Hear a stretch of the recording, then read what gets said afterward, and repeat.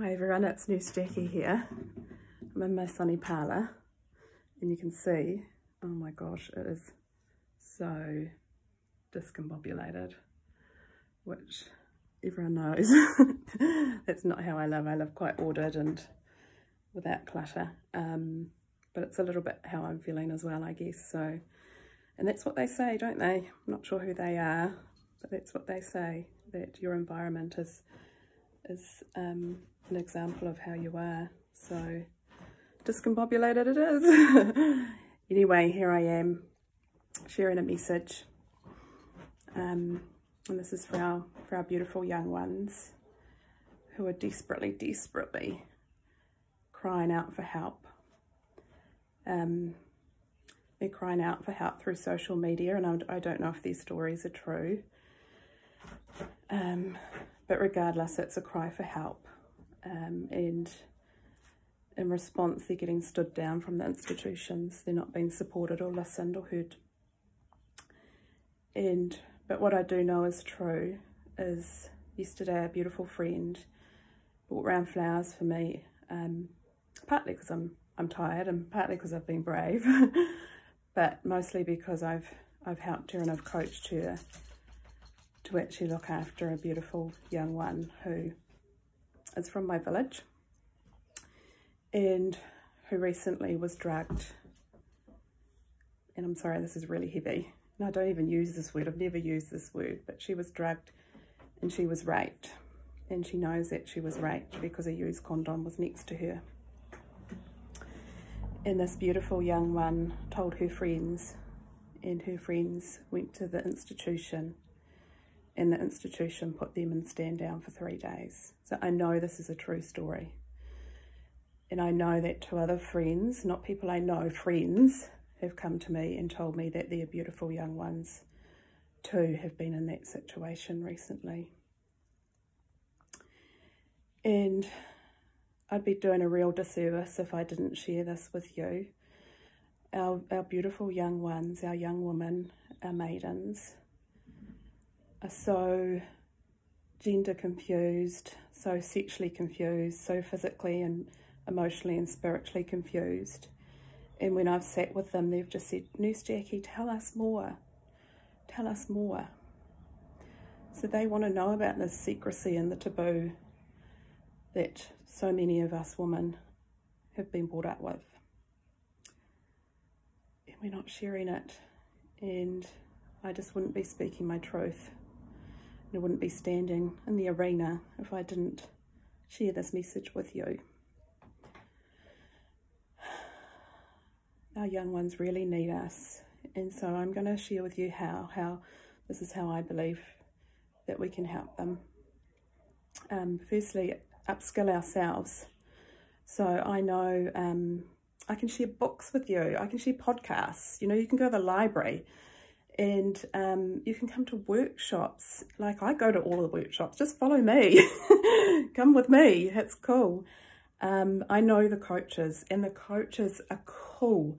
They've all had lived experience, and then they've gone out and they've invested hugely, financially, spiritually, physically, emotionally, to upskill and to share this information with you.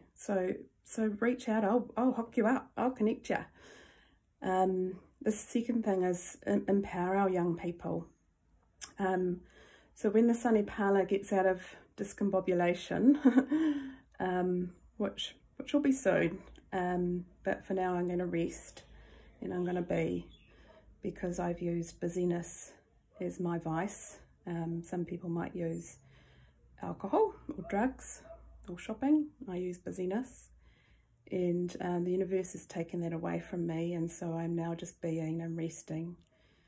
And I've been circled in so much love, I can't tell you.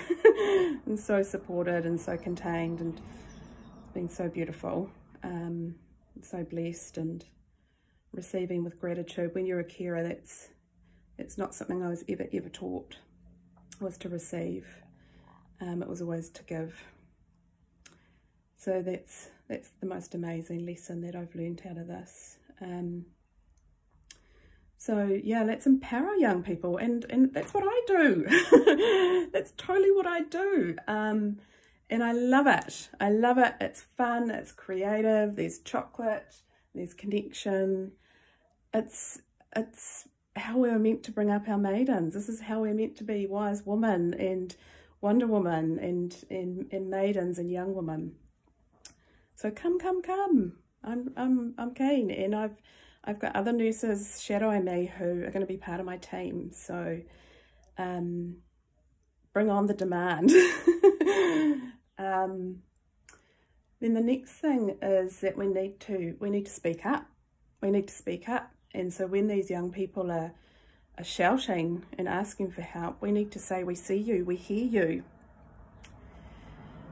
And we need to grab them before they fall down that cliff, because there's no panacea at the bottom of that cliff. And so I beg you to please hear them and see them. We also have to look after us as mothers. What we've done is we're going through our second puberty as our young ones are going through their first, and it's another secrecy and taboo. So we need to speak up, and we need to meet as women, and we need to share stories, just like our forewomen used to do. We need to do that. So important to share the stories. And then lastly, but not least, is we need to care for the carers, because we just can't hold this any longer. Our institutions have policy of silence, and then they have policy of, they hold policy of when someone actually kills themselves, whereas their policy for proaction is silence. And so us as carers, we're carrying a big load, and we're undervalued, so undervalued. I've been working in a wellness room and been paid $33,000 a year.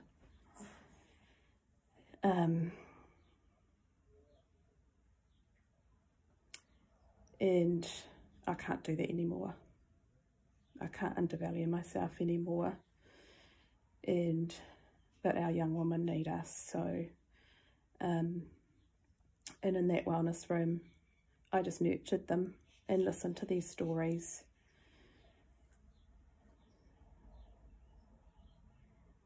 And I lifted up their energy.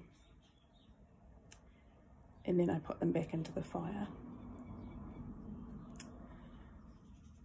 And I wouldn't be speaking my truth if I didn't make this video and ask you to help out our young women and our young men, because they only know what they know.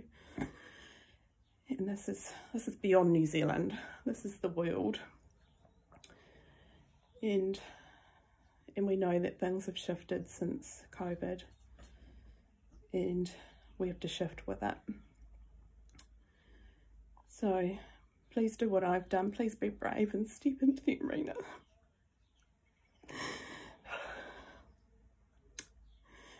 And if you have to, share this video of me being a hot mess. So that we can do better, that we can do more, and that we can listen to our tamariki. And that we can look after one another, when we can bring back the village. We can look after our villages. And once again, we can thrive.